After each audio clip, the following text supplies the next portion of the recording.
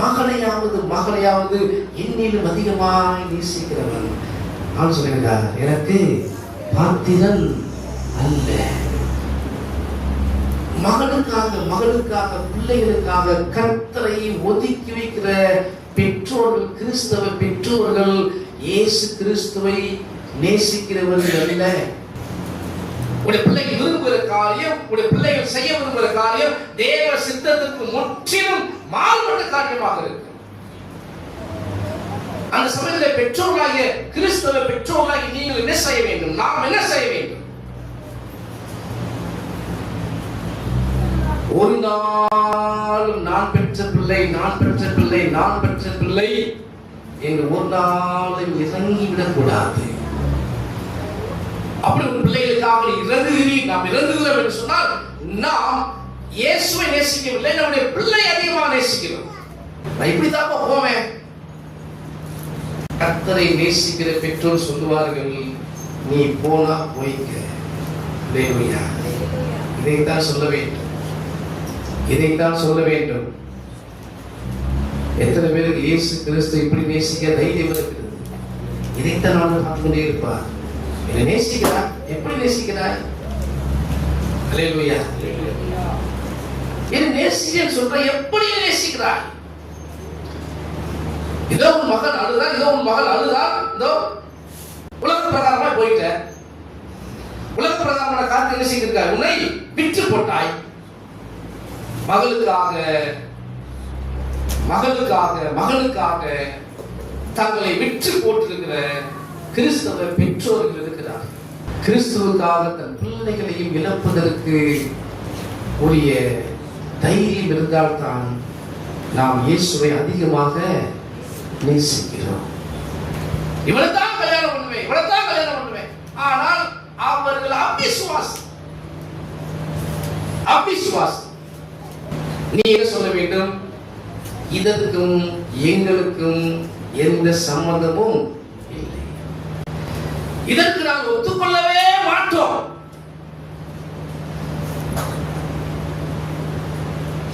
கர்த்தருடைய சித்தத்திற்கு மாறாய் என்ன செய்ய மாட்டோம்? இதை நாங்கள் செய்ய மாட்டோம். நாங்கள் சொல்றதை கேளு. அப்படின்னா அவங்க என்ன செய்யற? எல்லாத்தையும் செய்யணும். இன்னைக்கு ஜனங்கள் அப்படி பேசுறது விட்டுட்டு பிள்ளைகிட்ட, ஆஹா இந்த பிள்ளை ஏதாவது பண்ணிக்கிட்டா நமக்கு அவமானம் ஆயிருமே, ஊர்ல நம்ம என்ன பண்ணுவாங்க, தப்பா பேசுவாங்களே. பிரியமானவர்களே, ஆண்டவர் ஊருக்காக உங்களை வாழ்வதற்கு அழைக்கவில்லை. எத்தனை ஏற்றுக்கொள்கிறீர்கள்? ஊருக்காக உலகத்திற்காக வாழ்வதற்கு ஆண்டவர் உங்களை என்ன செய்யல? அழைக்கவில்லை. அவருக்காக வாழ்வதற்கு தான் ஆண்டவர் அழைத்திருக்கிறார். அப்படியே ஏதோ அசம்பாவிதம் நடந்து உனக்கு அவமானம் வந்துருச்சு வீட்டுல, ஆனா நீ யாருக்காக இருக்கிறாய்? இயேசு கிறிஸ்துவுக்காக இருக்கிறாய். இயேசு கிறிஸ்து வரும் நாளிலே மற்றவர்களை காட்டிலும் ஒரு ஊரை காட்டிலும் நீ தான் மகிமையானவனாய் கர்த்தருடைய கண்களுக்கு முன்பாக இருப்பாய். அநேக இந்து குடும்பங்களில், அநேக முஸ்லிம் குடும்பங்களில், அநேக வேற்று மதத்தவர் குடும்பங்களில் இயேசு கிறிஸ்துவை ஏற்றுக்கொண்டது நிமித்தம் வாலிபர் போய் இயேசு கிறிஸ்துவை ஏற்றுக்கொள்ள தெரியுமா? பைபிள் படிப்பாங்க தெரியுமா? வீட்டுல அந்த நிமித்தம் தங்கள் பிள்ளை என்று கூட பாராமல், தாங்கள் பெற்றெடுத்த பிள்ளை என்று கூட பாராமல் என்ன செய்திருக்கிறாங்க? நீ இயேசு கிறிஸ்துவை கும்பிட என் வீட்டுல இருக்காங்க. மற்ற மதத்திற்கு இருக்கிற தன்னுடைய பிள்ளைகளை ஒதுக்கி வைக்கிற தைரியம் அவருக்கு இருந்தா உண்மையான தேவனை ஆராதிக்க உனக்கு ஏன் இல்லை? இந்து பெற்றோர்களுக்கு இருக்கிற தைரியம் ஏன்?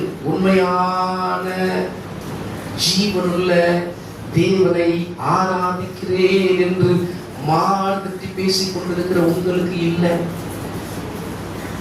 கிறிஸ்தவ பெற்றோர்களுக்கு இல்லை. ஒரு வாலிப பிள்ளையோ இயேசு கிறிஸ்துவை இந்து குடும்பத்திலேயோ முஸ்லிம் குடும்பத்திலேயோ ஏற்றுக்கொண்டால் விரட்டப்பட்டிருக்கிறவர்கள் அநேகர். பிள்ளைகள் விஷயத்தில் தெய்வ சித்தத்தை தான் பெற்றோர்கள் நிறைவேற்ற வேண்டும். தெய்வ சித்தத்துக்கு உட்பட்டு வந்தால் இந்த காரியத்தை நான் செய்ய உனக்கு செய்கிறேன், உனக்கு திருமணம் முடித்து வைக்கிறேன், இல்லைன்னா நீயே போய் செய், திருமணம் பண்ணி எங்கேயாவது வாங்க அப்படின்னு என்ன செய்யணும், கைய கழுவி விட்டுரும். பிரியமான இதைத்தான் கர்த்தர் விரும்புகிறார். ஒரு புறஜாதியிலே பெற்றோர்களுக்கு இருக்கிறதான ஒரு வைராக்கியம், அவள் கடவுள் மேல தெய்வங்கள் மேல இருக்கிற வைராக்கியம் நம்முடைய தெய்வத்துக்கு இல்லை. இன்னும் பிள்ளை இயேசு கிறிஸ்துவை நேசிப்பதற்கு பதிலாக, அதிகமாக நேசிப்பதற்கு பதிலாக இன்னும் பிள்ளைகளை நேசித்துக் கொண்டிருக்கிறோம். வேத வசனம் சொல்கிறது, மகளையாவது என்னிலும் அதிகமாய் நேசிக்கிறவன் எனக்கு பாத்திரன் அல்ல.